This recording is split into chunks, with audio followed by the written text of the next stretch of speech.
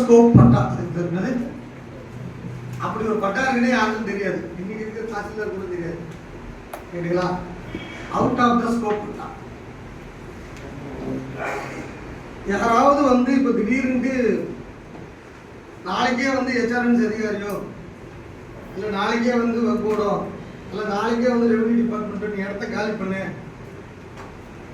யூடிஆர்லேயே அது அனாதீனம், யூடிஆருக்கு முன்னாடியும் அது அனாதீனம், செட்டில்மெண்ட்லேயும் அது அனாதீனம், காலி பண்ணு அப்படின்னு சொல்லிட்டாங்க அப்படின்னா நீங்கள் சொல்ல வேண்டியது எமர்ஜென்சி வராங்க, நான் காப்பாற்றி விட்ருக்கேன், ரொம்ப அழுவாங்க, வந்துட்டா நாளைக்கு டிக்கெட் சொல்கிறான் போகிறா வரேன்.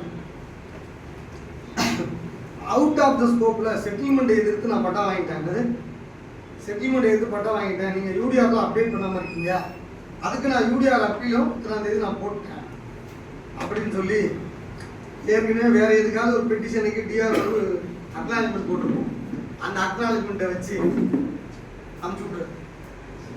அதாவது எமர்ஜென்சியாக காப்பாற்றணும். அந்த நேரம் வரான் நம்ம கட்சிக்கார வருவான், ஏதாவது ஒரு பிரச்சனை சார் இங்கே நோட்டீஸ் கொடுத்துட்டான் சார் அப்படி இப்படின்னு சொல்லுவாங்கல்ல.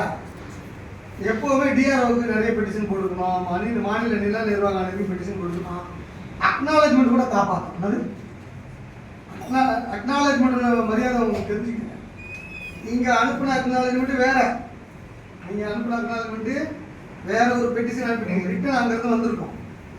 ஆனால் நீங்கள் இப்போ சொல்லும் பொழுது இந்த மாதிரி நான் அக்கா அனுப்பியிருக்கேன், நகல் வச்சுருக்கேன் பாருங்க சார், இப்போ பெட்டிஷன் எடுத்துகிட்டு வாங்கன்னா நேரம் கொடுங்க, ஒரு வாரம் டைம் கொடுங்க, அதுக்கெல்லாம் நமக்கு டைம் இருக்குது. எது டைம் கேட்க இதெல்லாம் டைம் இருக்குது. அதனால் வந்து இந்த அவுட் ஆஃப் த ஸ்கோப்லேயே தப்பிச்சிடலாம் சில நேரத்தில்.